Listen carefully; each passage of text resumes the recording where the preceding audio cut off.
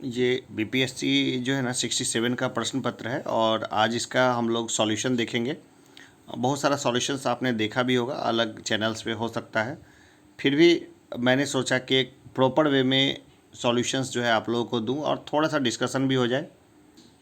जैसा कि देख रहे हैं, ये ओरिजिनल प्रश्न पत्र है बीपीएससी 67 का। दुर्भाग्य से प्रश्न पत्र होने के कारण ये परीक्षा लीक हो गई है। वैसे 66 का पेपर भी लीक था, लेकिन वो परीक्षा पता नहीं क्यों रद्द नहीं हुई थी। हो जाती तो बहुत सारे लोग उसी समय पकड़े जाते। हौसले जो है ना, जो बुलंद हैं गलत लोगों के, वो पस्त हो जाते। खैर, हम लोग पहले प्रश्न देखते हैं, प्रश्नों की प्रकृति देखेंगे और कट ऑफ मैं इसमें नहीं बताऊंगा क्योंकि चूँकि परीक्षा कैंसिल हो गई है तो उसका कोई मतलब नहीं बनता है। देखिए, अगर प्रश्न पत्र की प्रकृति देखें ना, जैसे पूरे प्रश्नों को देखें, तो ये प्रश्न पत्र जो था ना वो थोड़ा सा जो है ना, मतलब थोड़ा सा हल्का था। ये थोड़ा सा ये कमज़ोर प्रश्न पत्र था। फिर भी नॉर्मली जो है ना, कट ऑफ जो है ना वो 97 से ज़्यादा नहीं जा सकते हैं। ये प्रैक्टिकल चीज़ है। क्योंकि होता क्या है कि कुछ स्टूडेंट्स हो सकते हैं जिनके 110 नंबर हो जाएं, 112 नंबर हो जाएं, लेकिन बाकी जो लोग तैयारी जो करते हैं, 100 स्टूडेंट्स के हो सकता है 110 112 नंबर हो जाए, लेकिन चूंकि जो सिलेक्ट होने वाले लोग हज़ारों में होते हैं, उस हिसाब से देखें तो सामान्य श्रेणी के लिए 97 98 मार्क्स जो है वो बहुत सेफ़ होता है, बहुत आराम से सेफ़ होता है।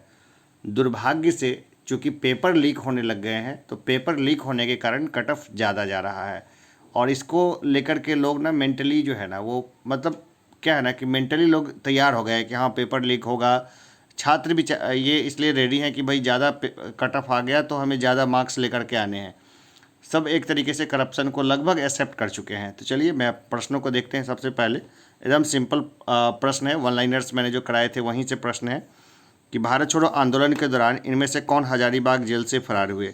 तो देखिए, जयप्रकाश नारायण जो है वो फरार हुए थे, साथ में इनके गुलाबी सोनार और बाकी लोग भी थे, तो इसलिए सबको देखना ज़रूरी था। तो ये देखिए, ऑप्शन से आराम से पता चल रहा था कि ये तीनों नहीं थे इनके साथ, तो ई ऑप्शन तो नहीं होगा। आगे देखते हैं कि भारतीय राष्ट्रीय कांग्रेस के 1922 में आयोजित गया अधिवेशन के अध्यक्ष कौन थे। तो देखिए, चित्तरंजन दास थे।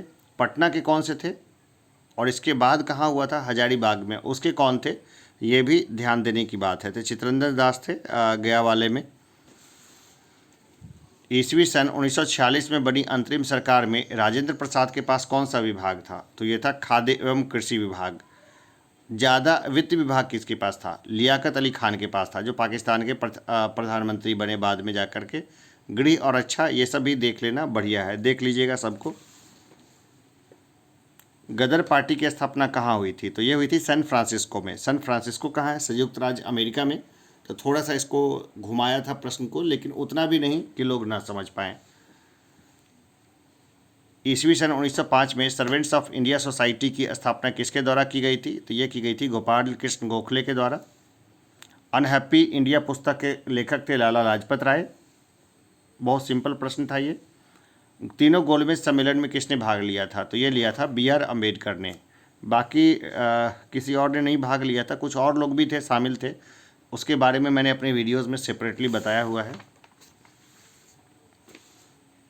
ईस्वी सन 1876 में इंडियन एसोसिएशन की स्थापना किसके ने की थी। ये की थी सुरेंद्रनाथ बैनर्जी ने। सुभाष चंद्र बोस के नाम के पहले सम्मान सूचक नेताजी किस देश ने जोड़ा था। भाई देखो, हिटलर ने सबसे पहले इनको नेताजी बोला था। हिटलर जर्मनी का तानाशाह था, तो एक तरीके से देखा जाए तो कुछ लोग ई के थ्रू भी जा सकते थे, लेकिन फिर जो है जर्मनी जो है ना वो थोड़ा ज़्यादा सटीक रहता है। देखिए, ई ऑप्शन अपने आप में छलावा है। ये दरअसल 4 ऑप्शन नहीं 6 ऑप्शन हो जाता है। ये कोई नहीं और एक से अधिक, तो ये एक छलावा है। ये ई ऑप्शन जो है ना ये गलत है, ये नहीं होना चाहिए। ये क्या है ना कि अच्छे विद्यार्थियों के साथ हमेशा धोखा करता है। चिटगांव शस्त्रागार ढाबे से कौन संबंधित है। सूर्य सेन संबंधित है। बंकिम चंद्र चटर्जी के आनंद मठ में किस विद्रोह की का उल्लेख है। सन्यासी विद्रोह का उल्लेख है इसमें। देखिए, इस सन्यासी में भी एक चीज़ है कि इसमें एक और विद्रोह का है, लेकिन चूंकि ऑप्शन में वो चीज़ नहीं दिया हुआ था। आगे बढ़ते हैं। कौन सी घटना सबसे पहले हुई थी। देखिए, ये हुआ था गवर्नर जनरल के पद पर लॉर्ड देखिए क्रिप्स मिशन का आगमन सबसे पहले हुआ था, सबसे पहले आया था क्रिप्स मिशन। ईस्वी सन 1929 में लाहौर में आयोजित भारतीय राष्ट्रीय कांग्रेस के अधिवेशन का अध्यक्ष कौन था? ये थे जवाहरलाल नेहरू। 1930 में, याद करिए, 26 जनवरी 1930 को स्वतंत्रता दिवस मनाने का निर्णय लिया गया था। ईस्वी सन 1917 के चंपारण सत्याग्रह से कौन संबंधित नहीं थे?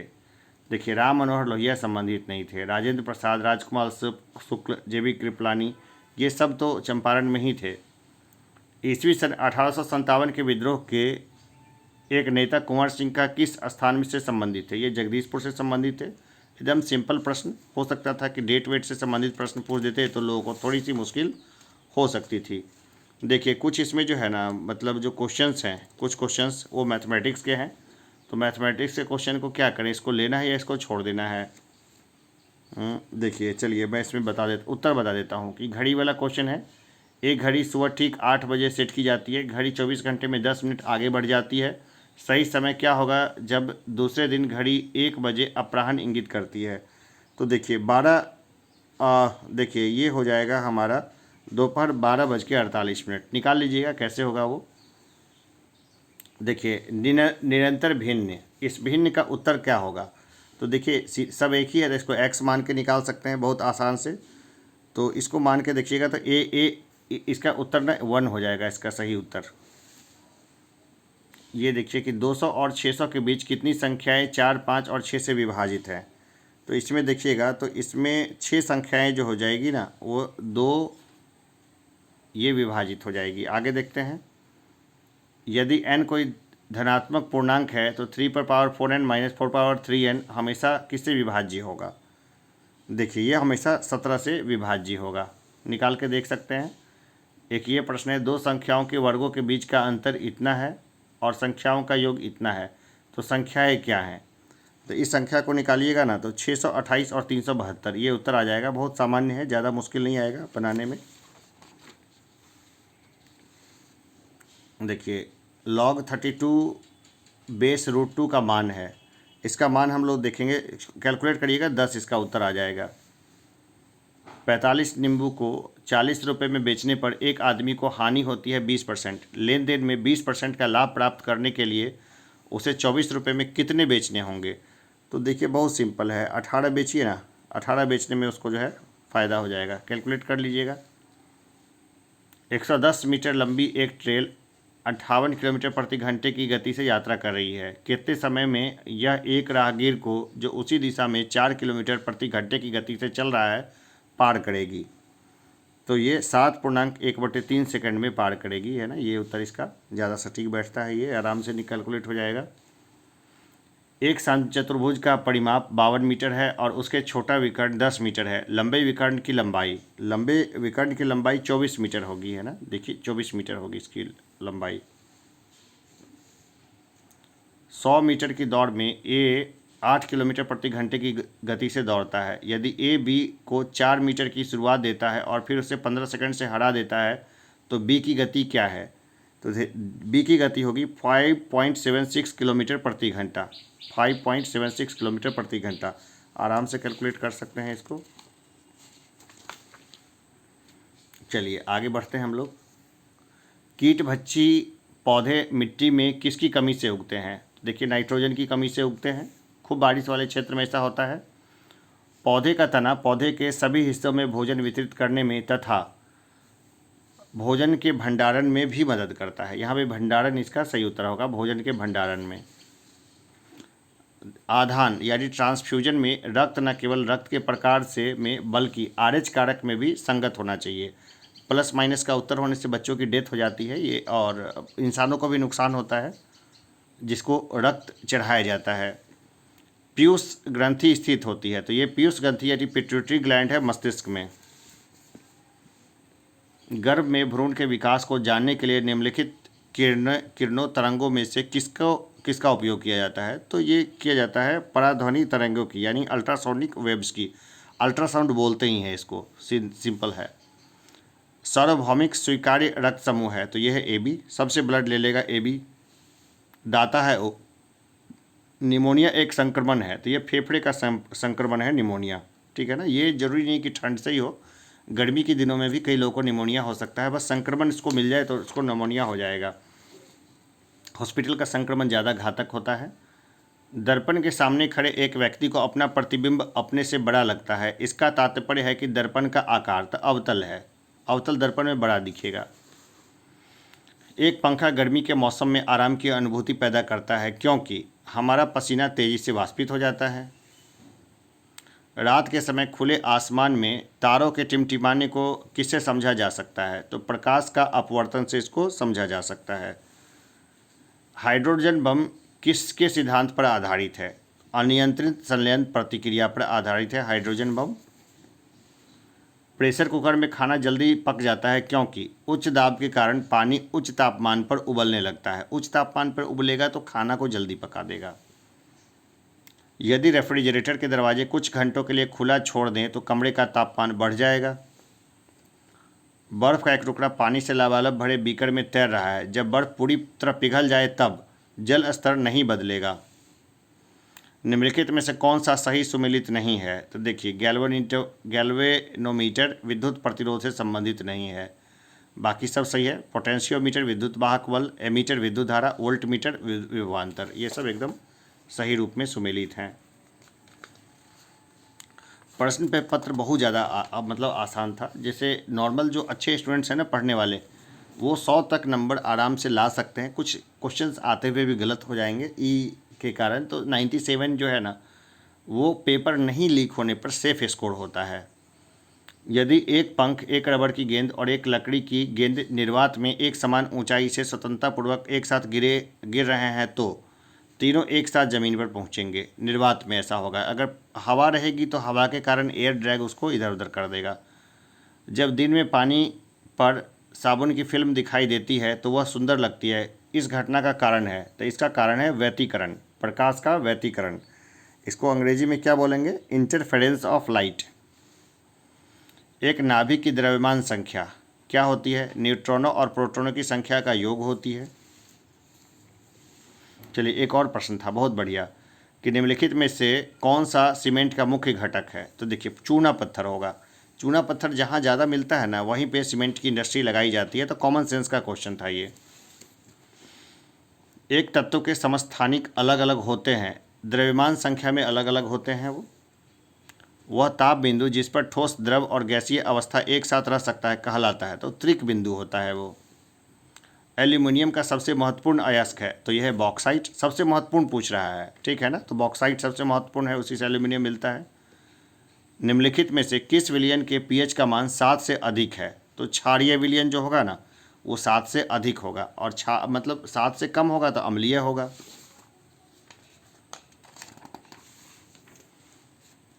निम्नलिखित में से कौन सा विकल्प गलत है? तो देखिए, नाभिक के अंदर प्रोटॉनों और इलेक्ट्रॉनों की उपस्थिति के कारण परमाणु विद्युत रूप से उदासीन होता है, ये गलत है, ठीक है ना। ये वाला मामला जो है ये गलत है, ये यानी ये सही उत्तर होगा हमारा ए। आगे बढ़ते हैं। निम्नलिखित में से गलत कथन का चयन करिए। तो गलत का यही है कथन है कि कपास गर्मियों में कपड़े के रूप में उपयोग के लिए उपयुक्त है क्योंकि यह नमी को अवशोषित करता है। तो ये गलत कथन है, ठीक है ना।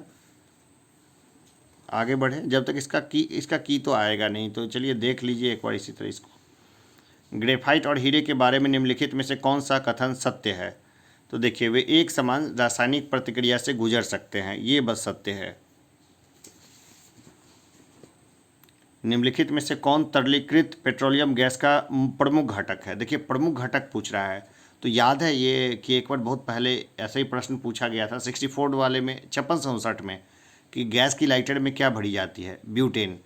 तो उसी तरह ये जो है ना, इसमें कौन सा ब्यूटेन इसका सबसे प्रमुख घटक होगा। पानी मिट्टी से जड़ों में जिस भौतिक प्रक्रिया द्वारा गुजरता है उसे कहते हैं, तो उसे कहते हैं उसको क्या कहेंगे? परासरण उसको बोलेंगे, परासरण बोलते हैं इसको। बायोडिग्रेडेबल अपशिष्ट को आमतौर पर किसकी मदद से उपयोगी पदार्थ में बदला जा सकता है? तो देखिए, बैक्टीरिया जो है ना उसकी मदद से बदला जा सकता है।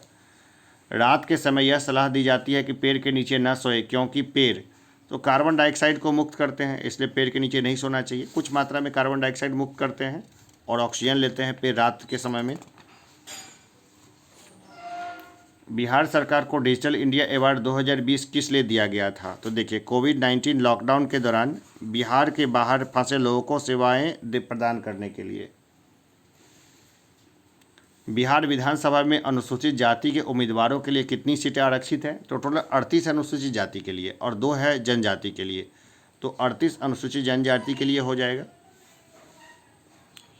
बिहार में पंचायत निकायों में महिलाओं को 50% आरक्षण किस वर्ष प्रदान किया गया था? तो देखिए 2006 में, 2006 से मिल रहा है उनको ये। झारखंड बनाने के लिए बिहार को किस वर्ष विभाजित किया गया था? 15 नवंबर 2000 को। सिर्फ 2000 पूछा है, एकदम सामान्य क्वेश्चन, एकदम देखिए ये सामान्य है क्वेश्चन। बिहार में वर्ष 2021-22 के लिए पेश किए गए बजट में प्रस्तावित नया मंत्रालय किस पर केंद्रित है? तो ये है कौशल और उद्यमिता विकास पर ये निर्भर है, मतलब उसी से संबंधित है। बिहार में मानव विकास उप मिशन के अंतर्गत कितने विभाग शामिल हैं? देखिए 7 शामिल हैं, ठीक है ना, 7 निश्चय समझ लीजिए, वही वाला मामला है ये। गरीब कल्याण रोजगार अभियान बिहार के किस जिले से प्रधानमंत्री द्वारा 2020 में शुरू किया गया? देखिए पीछे चला गया मामला, 2020 में शुरू किया गया था खगड़िया में। लोग क्या 2022 का करंट अफेयर्स को पे ज़्यादा कंसर्न थे, लेकिन वो 2020 पे चला गया। यानी लोग नॉर्मली सोचते हैं 6 महीने का पूछा जाएगा, लेकिन कई बार काफ़ी पीछे भी जाते हैं, अनप्रेडिक्टेबल है ये। कोविशील्ड भारत का कोविड वैक्सीन जिसे WHO द्वारा अनुमोदित किया गया है, किसके द्वारा निर्मित है? ये सीरम इंस्टीट्यूट द्वारा निर्मित है। आधार पुणे वाला भूलिएगा नहीं। अटल सुरंग रोहतांग हिमाचल प्रदेश की लंबाई कितनी है? तो 9.02 किलोमीटर है ये। भारत में किस वर्ष रेल बजट को आम बजट में मिला दिया गया था? तो ये मिला दिया गया था 2017 में, ठीक है। नागरिक संशोधन अधिनियम 2019 का उद्देश्य क्या था? तो देखिए ये था अफगानिस्तान, बांग्लादेश और पाकिस्तान में उत्पीड़ित अल्पसंख्यक समूहों को नागरिकता प्रदान करना। ये इसका जो है एक उद्देश्य था। इसमें एक उद्देश्य ये भी था, ऐसे तो और भी चीज़ है तो ई भी हो सकता है, लेकिन नॉर्मली ये ज़्यादा सटीक उत्तर है। सेंट्रल विस्टा प्रोजेक्ट संदर्भित करता है, तो एक आम केंद्रीय सचिवालय के साथ एक नई संसद, प्रधानमंत्री और उपराष्ट्रपति के आवासों का निर्माण। तो ये जो है ना, ये प्रश्न जो है इसी से मिलता जुलता। सेंट्रल विस्टा फिर CDPO में भी रिजल्ट रिपीट किया गया 1 सप्ताह बाद ही। जम्मू और कश्मीर राज्य के विभाजन के बाद बने किस केंद्र शासित प्रदेश की अपनी कोई विधायिका नहीं है? तो देखिए कश्मीर और लद्दाख दोनों की अपनी कोई विधायिका नहीं है, दोनों में विधायक नहीं है, तो ये उत्तर इसका ज़्यादा सटीक रहेगा। 2021 के लिए अखिल भारतीय फुटबॉल महासंघ AIFS men's player of the year का पुरस्कार जीतने वाले भारतीय फुटबॉलर कौन है? तो ये थे संदेश झिंगन, एकदम चर्चाओं में रहे थे ये संदेश झिंगन, तो भूलने वाला नाम ही नहीं था ये, जो लोग करंट के क्वेश्चन में मिस करते। प्रधानमंत्री किसान सम्मान निधि योजना किस तारीख को शुरू की गई थी? 1 फरवरी 2019 को, भूलने वाला प्रश्न नहीं है ये। ओलंपिक 2021 में भारत के लिए स्वर्ण पदक किस खेल में जीता गया था? तो भाला फेंक में। देखिए भाला फेंक जिम्नास्टिक भी आता है, तो बहुत सारे लोग ई के थ्रू भी गए थे। भाला फेंक जो है ना वो ज़्यादा सटीक होगा। जो लोग ई के थ्रू गए थे तो उनको ही मैं गलत नहीं बोलूँगा भाई, बोले ना ई ऑप्शन जो है ना ये अपने आप में जो है सरदर्द है और अच्छे लोगों को छांटने का एक बेकार सा घटिया तरीका। टोक्यो ओलंपिक 2021 में भारत ने कितने पदक जीते हैं? टोक्यो पैरालंपिक में सेम क्वेश्चन रिपीट किया गया था CDPO में, तो 19 पदक जो है रिपीट किए गए, 19 पदक थे। भारत ने किस तारीख को संयुक्त राष्ट्र सुरक्षा परिषद की अध्यक्षता संभाली? 1 जनवरी 2021 से भारत ने ये संभाला था। जब अमेरिका ने अफगानिस्तान से अपने सैनिकों को निकाला तो काबुल छोड़ने वाला अंतिम अमेरिकी सैनिक कौन था? देखिए ये जान के चलिए कि हमेशा जो अधिकारी वर्ग होगा ना वो हमेशा लेट से जाएगा, कोई सैनिक नहीं जाएगा लास्ट में। आखिरी फ्लाइट से कौन जाएगा? हमेशा एक बड़ा अधिकारी जाएगा, तो वो थे मेजर जनरल क्रिस डोनाहू, ठीक है ना, ये होगा मेजर जनरल क्रिस डोनाहू, ये इसका सही उत्तर होगा। ये कॉमन सेंस का था, इससे निकल सकता था। किस फ्रांसीसी कंपनी ने भारत को राफेल जेट की आपूर्ति की है? एकदम साधारण सवाल, डसॉ एविएशन है ना, यहाँ डसॉल्ट लिखा हुआ है, एक ही बात है, डसॉ एविएशन। गलवान घाटी में भारतीय और चीनी सैनिकों के बीच झड़प कब हुई थी? देखिए ये हुई थी जून 2020 में। ये भी अपने आप में जो है ना बेकार सा क्वेश्चन है, क्योंकि इसमें मारे गए लोगों के बारे में नहीं पूछ रहा है। तो गलवान घाटी में देखा जाए तो बाद में भी कई झड़पें हुई, पहले भी कई झड़पें हुई थी। इसका उत्तर जो लोग ई लगाएंगे ना, तो वो फिर बाद में अकड़ जाते कि नहीं, इसका उत्तर यही होना चाहिए। खैर आगे बढ़ते हैं। पेगासस पेगासस स्पाईवेयर किस देश में विकसित किया गया है? तो ये किया गया है इजराइल में। पेगासस कहाँ विकसित किया गया है? इजराइल में। ये जासूसी स्पाईवेयर था। ये भारत ने संयुक्त राष्ट्र सुरक्षा परिषद के एक अस्थायी सदस्य के रूप में अपना 2 साल का कार्यकाल किस तारीख से शुरू किया? 1 जनवरी 2021 से। क्या ये दोबारा रिपीट नहीं हो गया क्वेश्चन, है ना? आप देखिए तो इसको। चलिए, मिलता जुलता क्वेश्चन था, एक ही टॉपिक से 2 बार रिवाइज हो गया। किस देश ने भारत को स्पुतनिक 5 कोविड वैक्सीन का निर्यात किया? ये किया था रूस ने। जो बाइडेन ने पदभार ग्रहण किया है, तो वो जो है ना कितने नंबर के राष्ट्रपति थे? मुझे लगता है 46वें राष्ट्रपति के रूप में उन्होंने पदभार ग्रहण किया था। 46वें या 48वें, ये कमेंट बॉक्स में बताइएगा, ठीक है ना? मुझे लगता है 46वें ज़्यादा सटीक उत्तर होगा इसका। एक बार चेक कर लीजिएगा। मैं वैसे जो है ना नीचे जो पिंड मैसेज में मैं ये डाल दूंगा।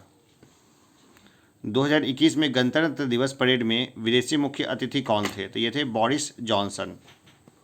आए थे या नहीं आए थे, ये मुझे बताइएगा कमेंट बॉक्स में। यूएन में भारत के अस्थायी प्रतिनिधि कौन है? तो ये हैं टीएस त्रिमूर्ति। 2011 की जनगणना के अनुसार बिहार के किस जिले में पुरुषों से ज़्यादा महिलाएं हैं? तो यह है गोपालगंज में। 1021 महिलाएं हैं गोपालगंज में। बिहार विधान परिषद की पहली बैठक किस वर्ष बुलाई गई थी? ये बुलाई गई थी 1911 में। बिहार से रश्मि कुमारी हैं एक, तो देखिए अंतर्राष्ट्रीय कैरम चैंपियन है बिहार से रश्मि कुमारी। देखिए ये प्रश्न जो है ना, जितने बीपीएससी में मैं बता रहा हूँ, इसलिए इसको घोट के रखिएगा, क्योंकि ये प्रश्न है ना फिर बिहार से संबंधित कोई भी एग्जामिनेशन है उसमें रिपीट भी हो सकते हैं। बोध गया में किसे ज्ञान प्राप्ति हुई थी? तो गौतम बुद्ध को हुई थी। ईस्वी सन 1913 में पटना में अनुशीलन समिति की एक शाखा की स्थापना किसने की थी? सचिंद्र नाथ सान्याल ने की थी। घुमा के एक ही क्वेश्चन बार बार पूछा जाता है, तो पढ़ना भी चाहिए, क्योंकि हर बार वही स्टूडेंट थोड़े होते हैं, सीरियस स्टूडेंट तो निकल जाते हैं। बिहार समाजवादी पार्टी ईस्वी सन 1931 का गठन किन्होंने किया था? तो फूलन प्रसाद वर्मा और जयप्रकाश नारायण। इसमें और लोग भी थे, उनके नाम जानने भी जरूरी है। शेरशाह का मकबरा कहाँ स्थित है? ये स्थित है सासाराम में। निम्नलिखित में से कौन सा हड़प्पा कालीन स्थल गुजरात में है? तो यह लोथल, गोदीबारा था लोथल, ये गुजरात में है। चोल वंश का संस्थापक कौन था? देखिए चोल वंश का संस्थापक था विजयालय। प्रथम बौद्ध संगीति के अध्यक्ष कौन थे? ये थे महाकश्यप। देखिए ये तो बौद्ध संगीति ना सीडीपीओ में भी पूछा गया, यानी कई सारे क्वेश्चन है ना, ये 2 क्वेश्चन तो सीधे रिपीट किए गए और टोटल मिला के 5 क्वेश्चन इनडायरेक्ट वे में आए थे सीडीपीओ में। कीर्तार्जुनीय पुस्तक किसने लिखा था? ये लिखा था भारवी ने। कुतुब मीनार किसके द्वारा पूरा किया गया था? इल्तुतमिश के द्वारा। विजयनगर साम्राज्य के संस्थापक कौन थे? ये थे हरिहर और बुक्का। हरिहर और बुक्का दोनों भाई थे। पिता के नाम पर उन्होंने संगम राजवंश की शुरुआत की थी। किस मुगल शासक के समय में सर थॉमस रो भारत आया था? तो वो आया था जहांगीर के समय में, रोते हुए आया था जहांगीर के दरबार में। आईने अकबरी किसके द्वारा लिखी गई थी? अबुल फजल के द्वारा। रैयतवाड़ी व्यवस्था सर्वप्रथम कहाँ लागू की गई थी? तो ये लागू की गई थी मद्रास में। देखिए इसी को सेम पूछा है सीडीपीओ ने। सीडीपीओ ने पूछा कि रैयतवाड़ी व्यवस्था जो है किस राज्य का नाम दे दिया था? तो वो हो गया तमिलनाडु। सीडीपीओ में सेम प्रश्न पूछा गया था, तो मद्रास की जगह पे उन्होंने तमिलनाडु लिख दिया था। मैंने बोला ना कि पुराने प्रश्न हमेशा से स्टडी करिए, वो बेस्ट रहता है। पुराना प्रश्न पढ़ के जाइए, सबसे बेस्ट रहता है। बहुत अच्छा। 1857 के विद्रोह को किसके द्वारा प्रथम भारतीय स्वतंत्रता संग्राम के रूप में वर्णित किया गया था? तो ये किया गया था वीडी सावरकर के द्वारा। भारतीय राष्ट्रीय कांग्रेस की प्रथम महिला अध्यक्ष कौन थी? तो ये थी एनी बेसेंट। बहिष्कृत भारत जर्नल किसने शुरू किया था? तो ये शुरू किया था बाबा साहब अम्बेडकर ने। उनकी किताब है ये बहिष्कृत भारत। ए वेटिंग फॉर ए वीज़ा भी बाबा साहब अम्बेडकर की लिखी हुई है। फॉरवर्ड ब्लॉक किसके द्वारा स्थापित किया गया था? सुभाष चंद्र बोस के द्वारा। कांग्रेस के भीतर ही स्थापित किया गया था। अंतरिम सरकार में वित्त मंत्री कौन थे? देखिए ये थे लियाकत अली खान। ये बाद में क्या हुए थे, ये बाद में बने थे पाकिस्तान के प्रधानमंत्री। तो इसलिए ये बड़ा महत्वपूर्ण प्रश्न जो है बन जाता है। देखिए, एक ही टॉपिक को दोबारा रिपीट कर दिया, ठीक है ना, एक ही टॉपिक को, टॉपिक्स अच्छे से पढ़े हुए होने चाहिए। ईस्वी सन 1855 में संथाल विद्रोह का नेतृत्व किसने किया था? 4 भाई थे, सिद्धू, कान्हू, चांद और भैरव। देखिए यहाँ पे चांद और भैरव कोई नहीं था, यहाँ पे ए टिक किया गया है, बिल्कुल सही है ये। गांधी जी को चंपारण आने का निमंत्रण किसने दिया था? ये दिया था राजकुमार शुक्ल ने, किसान नेता थे राजकुमार शुक्ल, ये गए थे लखनऊ में, निमंत्रण देकर के आए थे। ये टॉपिक एकदम अच्छे से तैयार होने चाहिए, खूब बढ़िया तरीके से। बिहार के किस जिले में अबड़क का भंडार है? तो देखिए गया और नवादा दोनों जगह जो है ना अबड़क का भंडार है। सोन और गंगा नदी का संगम बिहार के किस जिले में स्थित है? ये स्थित है, देखिए ये स्थित है, कहाँ स्थित है? ये स्थित है पटना में। ये CDPO में ये क्वेश्चन जो है ना पिछले बार जो है 2018 में हुए थे और इससे पहले जो हुए थे, ये बार बार पूछा गया है।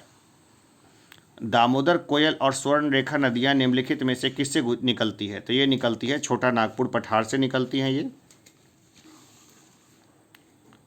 बिहार का पहला रामसर स्थल कौन सा है? यह है कांवड़ झील। कांवड़ झील लिखा हुआ है, बेगूसराय में है ये। ब्रह्मयोनी हिल बिहार के किस जिले में स्थित है? यह है गया में। ब्रह्मयोनी हिल है गया में। अभी ब्रह्मयोनी चर्चा में है करंट अफेयर्स में, क्यों है चर्चा में, कमेंट बॉक्स में बताइएगा मुझे। बिहार के किस कृषि जलवायु क्षेत्र में सबसे अधिक जिले हैं? तो देखिए उत्तर पूर्व क्षेत्र में ना सबसे अधिक जिले हैं, उत्तर पूर्व में। मुझे एक बार कमेंट बॉक्स में ज़रूर बताइएगा अगर आपने अटेम्प्ट किया था प्रश्न तो आपके कितने सही हुए थे। जियोडेसी वह विज्ञान है जो संबंधित है, तो पृथ्वी की ऊंचाई और डिप्रेशन की माप से संबंधित है जियोडेसी। महाद्वीपीय बहाव का सिद्धांत किसके द्वारा विकसित किया गया था? तो ये किया था ए वेगनर ने इसको विकसित किया था। सुंडा ट्रेंच किस द्वीप के समानांतर स्थित है? ये जावा, हाँ जावा के समानांतर है सुंडा ट्रेंच। एक प्रभावी कोरियोलिसिस बल किस कारण उत्पन्न होता है? तो पृथ्वी के घूर्णन के कारण होता है। ज़्यादा इसका जो असर है ना पृथ्वी के घूर्णन के कारण ही होता है। निम्नलिखित में से किस देश की मृत सागर के साथ कोई भूमि सीमा नहीं है? देखिए भूमि सीमा कई सारे देश हैं, जैसे फिलिस्तीन वगैरह हो गए, तो इस हिसाब से इसका उत्तर ई ज़्यादा सही होगा। इल्मेनाइट जो कि भारतीय तटीय रेखा के साथ व्यापक रूप से वितरित है, किसका खनिज है? तो ये टाइटेनियम का खनिज है। इल्मेनाइट किसका है? टाइटेनियम का। निम्नलिखित तुलना के आधार पर हिमालयी नदी की प्रायद्वीपीय नदी की तुलना करें। तो चलिए, तो देखिए अधिकांश हिमालयी नदियाँ बारहमासी हैं जबकि अधिकांश प्रायद्वीपीय नदियाँ वर्षा पर निर्भर है, बिल्कुल सही है। हिमालय नदी की ढाल प्रायद्वीपीय नदी की तुलना में अधिक खड़ी है, ये भी सही है। ये दोनों 1 और 2 सही है। प्रायद्वीपीय नदी हिमालय नदी की तुलना में अपने रास्ते में अधिक क्षरण का कारण बनती है, नहीं ये सही नहीं है, काहे कि ये दोनों ज़्यादा सही हैं। चलिए 1 और 2 इसका उत्तर हो जाएगा, केवल 1 और 2 इसका उत्तर हो जाएगा, केवल 1 और 2। आगे हम लोग देख लेते हैं। प्रश्न की प्रकृति जो थी ना, न ज़्यादा आसान थी न ही ज़्यादा हार्ड थी। गंगा के मैदान को एक जो है ना जियोसिनक्लाइन के रूप में वर्णित कर सकते हैं। गंगा के मैदान को एक जियोसिनक्लाइन के रूप में वर्णित किया जाता है। निम्नलिखित में से कौन सी एक मीठे पानी की झील है? तो देखिए उलर झील और लोकटक झील। उलर कहाँ पर है? तो जम्मू कश्मीर में। लोकटक कहाँ है? ये है मणिपुर में। ये दोनों ही मीठे पानी की झील है, तो उत्तर ई हो जाएगा इसका। निम्नलिखित में से किस ग्रह का घनत्व तो सबसे कम है? तो ये शनि का है। शनि पर कोई आदमी खड़ा हो तो सीधा अंदर धंस जाएगा, तभी तो छल्ले बना पाता है ना शनि। पश्चिमी सिंहभूम में स्थित चिड़िया की सबसे प्रसिद्ध विशेषता क्या है? तो देखिए चिड़िया प्रसिद्ध है लौह अयस्क खनन के लिए, है ना। पश्चिमी सिंहभूम है ना, तो समझ आइए लौह अयस्क इसका सही उत्तर होगा। पट्टिसीमा परियोजना निम्नलिखित में से किस नदी के एकीकरण से जुड़ी हुई है? तो यह कृष्णा और गोदावरी से जुड़ी हुई है। निम्नलिखित में से कौन से कथन एस्कर और ड्रमलिन के संबंध में है? तो देखिए इसके संबंध में देखिए ये उत्तर जो है ना पता करना बड़ा मुश्किल है। मुझे इसके बारे में ज़्यादा कुछ मिला नहीं, तो इसको 124 नंबर क्वेश्चन को छोड़ देते हैं। 125वें पे आते हैं। भूमिगत कोयले का दहन किस राज्य में होता है, यानी आग लगी हुई है ज़मीन के अंदर, तो ये है झारखंड में। ये काफ़ी दिनों से ये चर्चा का विषय है। हाल फिलहाल का करंट अफेयर्स में तो नहीं था, लेकिन बहुत पहले से इसके बारे में जो है पेपरों में छप रहा है। एक आध साल में तो कहीं दिखा नहीं, लेकिन खैर। किस राज्य में पहला लोकायुक्त स्थापित हुआ था, तो ये हुआ था महाराष्ट्र में। एएस आनंद 1990 के दशक के अंत में किस पद पर कार्यरत थे, ये थे नियंत्रक तथा महालेखा परीक्षक। देखिए, ऐसे प्रश्न क्यों दिए गए हैं ये मेरी समझ के बाहर है, लेकिन क्या है ना कि 10 प्रश्न जो है उसकी प्रकृति ऐसे होती है कि एग्जामिनर क्या उनके मतलब पापा पिताजी से भी ना बने वो। निम्नलिखित में से क्या संविधान की 11वीं अनुसूची में शामिल नहीं है, तो देखिए ग्रामीण खेल शामिल नहीं है, पुस्तकालय, ईंधन और चारा, तकनीकी प्रशिक्षण, ये सब शामिल है। संविधान के अनुच्छेद 113 के अनुसार वार्षिक बजट में कितनी अनुदान की मांगें संसद में पेश की जाती है, तो 104, टोटल 104। किस वर्ष में राष्ट्रीय विस्तार सेवा को प्रारंभ किया गया, तो 1953 में। राष्ट्रीय विस्तार सेवा 1953।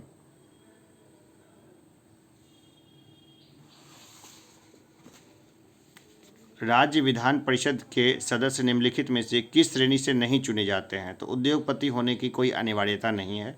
बाकी स्थानीय निकायों, पंचायतों के सदस्य, शिक्षक, स्नातक, ये सब है।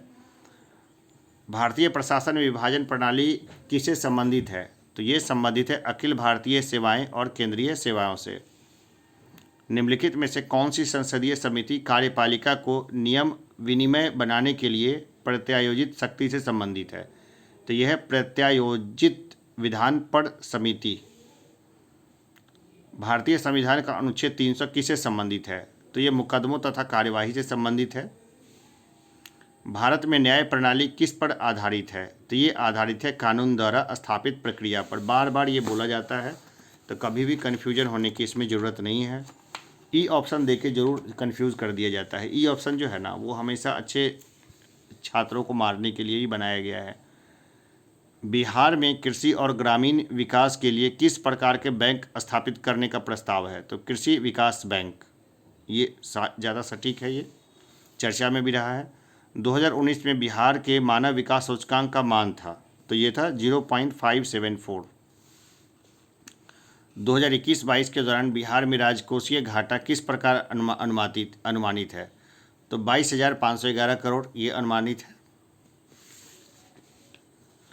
डिजिटल बिहार कार्यक्रम के तहत कौन से छात्र 2021-22 से कंप्यूटर शिक्षा और प्रशिक्षण प्राप्त कर सकेंगे, तो देखिए सभी कर सकेंगे, जितने हैं ना यहाँ पे दिए हुए सभी कर सकेंगे, ठीक है ना। तो कौन से कर सकेंगे, जहाँ तक मुझे लगता है कि छठी कक्षा के सभी छात्र, ये चर्चा में रहा था, तो एक बार आप देख भी लीजिएगा, छठी कक्षा के सभी छात्र एक बार देख लीजिएगा एक बार। 15वें वित्त आयोग की सिफारिशों के अनुसार 2021 से 26 तक केंद्रीय करों में विभाजित पूल में बिहार को कितना प्रतिशत हिस्सा होगा, 4.06% होगा, यही हिस्सा रहेगा इसका। इनमें से कौन 15वें वित्त आयोग का सदस्य नहीं है, तो देखिए सुदीप्तो मंडल नहीं है, बाकी तो हैं। हाल में केंद्रीय बजट में एफएम ने बीमा क्षेत्र में प्रत्यक्ष विदेशी निवेश एफडीआई की सीमा को वर्तमान में बढ़ाकर कितना कर दिया है, इसको भी आप एक बार चेकआउट कर लीजिएगा, एक बार खुद देख लीजिएगा। 74% कई किताबों में है, कई जगह पर 62% है, तो ये मुझे थोड़ा सा कन्फ्यूजन है पर्सनली, है ना। एक बार सर्च वर्च करके अपने अनुसार से मुझे भी बता दीजिएगा कमेंट बॉक्स में। केंद्रीय बजट 2021 के अनुसार राजकोषीय घाटा 2021-22 में सकल घरेलू उत्पाद का कितना प्रतिशत आकलित किया गया है, तो 6.8% ये आकलित किया गया था।